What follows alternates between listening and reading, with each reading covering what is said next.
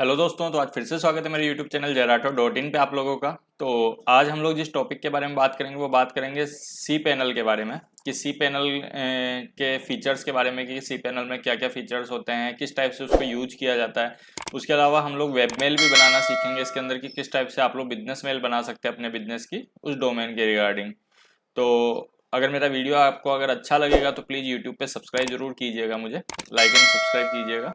तो अब शुरू करते हैं कि किस टाइप से आप बिजनेस ईमेल बना सकते हैं। उसके अलावा हम लोग सी पैनल के बारे में भी जानेंगे कि सी पैनल में कौन सा फील्ड क्या क्या काम करता है। तो सबसे पहले मैं वेबसाइट का सी पैनल ओपन कर लेता हूँ। ये देखिए, मैंने यहाँ पे एक सी पैनल ओपन कर लिया है। अब यहाँ पे सबसे पहले सी पैनल के इसमें देख लेते हैं हम लोग। देखिए, ये एडोन डोमेन्स 0 आ रहा है, इसका मतलब हम लोग सिर्फ सिंगल डोमेन के लिए ये होस्टिंग यूज कर सकते हैं। तो जो ऑलरेडी हम लोगों ने मेन डोमेन के लिए यहाँ पे यूज कर रखी है।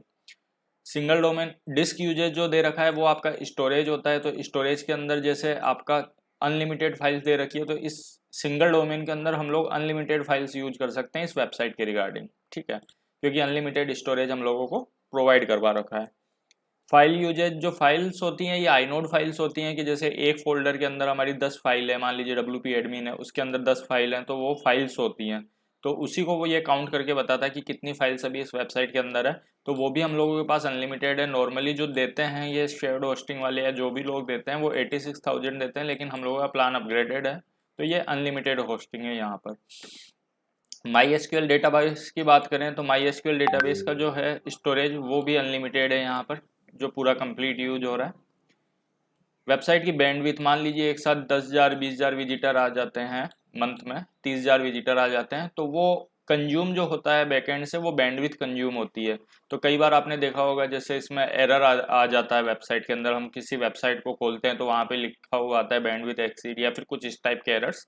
तो वो बैंडविड्थ जो है वो यहाँ पर अनलिमिटेड है इसके अंदर। सब डोमेन्स इन्होंने 6 प्रोवाइड करवाए हैं। सब डोमेन मतलब जैसे मान लीजिए अभी मुझे इसका सब डोमेन बनाना है employer@tbipl.com, तो ये सब डोमेन्स हो जाते हैं हम लोगों के।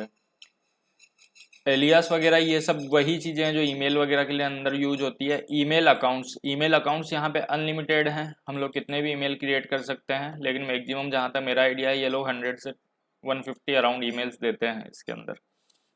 मेलिंग लिस्ट का है, ये ऑटो रेस्पॉन्डर है, फॉरवर्ड आपको ईमेल्स वगैरह फोल्डर करना है, फिल्ट्रेशन, FTP अकाउंट्स अनलिमिटेड है, माई एसक्यूएल डेटाबेसेज अनलिमिटेड है। तो आप इस टाइप से यहाँ पर आप जो भी है आपको पूरे सर्वर की डिटेल यहाँ पर मिल जाती है। अब आप ईमेल के अंदर जाएंगे, यहाँ पर ईमेल अकाउंट्स होता है, फॉरवर्डर्स होता है ईमेल, और यहाँ पर ये पूरे जितना भी ये पूरा फील्ड है ये ईमेल के रिगार्डिंग है। वेब एक्सीलेटर वेबसाइट केसिंग का मतलब ये होता है कि मान लीजिए अभी आपके पास सर्वर स्लो है तो वेबसाइट केसिंग अगर आप ऑन कर देते हैं तो वो ऑटोमेटिकली जो जिसने एक बार अगर वेबसाइट ओपन कर ली तो उसको कैशे इनेबल दिखाने लगता है। तो उससे क्या होता है, वेबसाइट जल्दी से लोड होती है तुरंत। अब थर्ड हम लोग जाते हैं,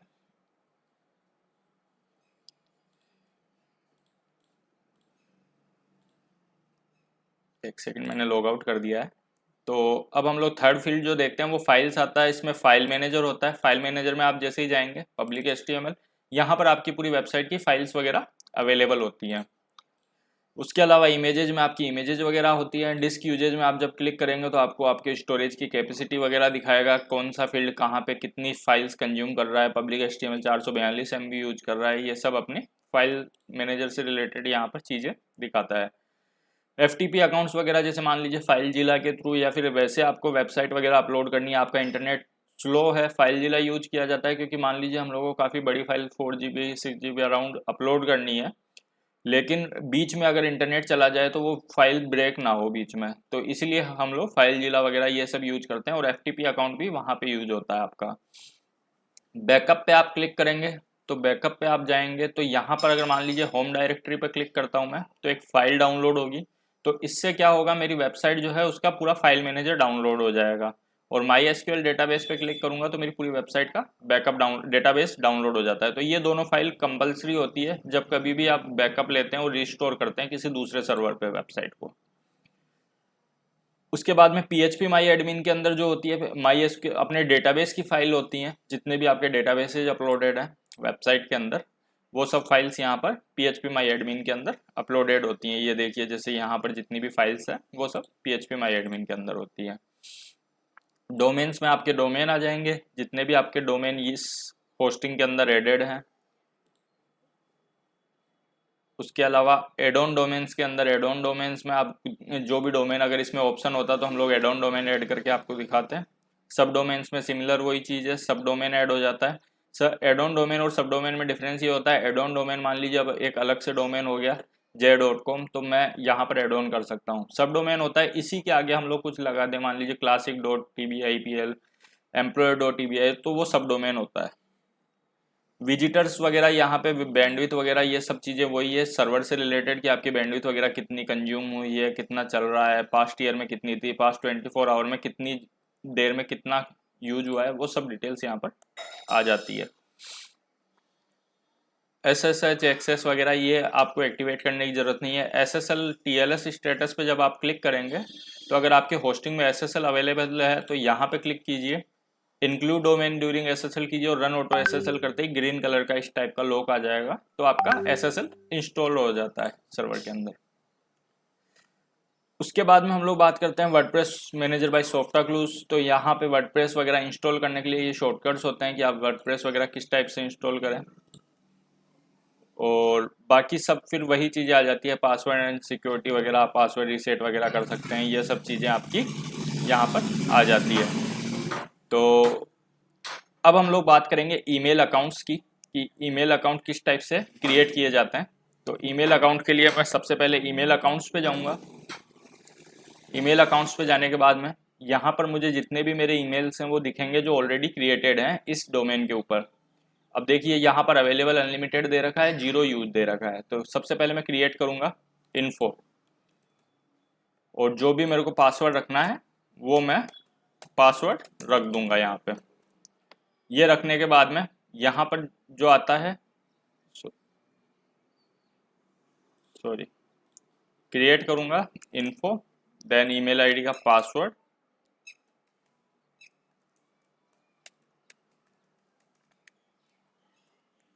उसके बाद में एडिट सेटिंग पे आप क्लिक करेंगे। अब यहाँ पे स्टोरेज पे डिपेंड करता है आप कितना स्टोरेज देना चाहते हैं।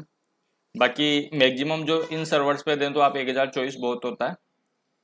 देन क्रिएट कर दें, और अगर आप अनलिमिटेड भी सेलेक्ट कर सकते हैं क्योंकि हमारे पास तो अनलिमिटेड स्टोरेज वाला है। ये मैंने क्रिएट कर दिया, ये ईमेल आईडी मेरी क्रिएट हो चुकी है, ये मेरा।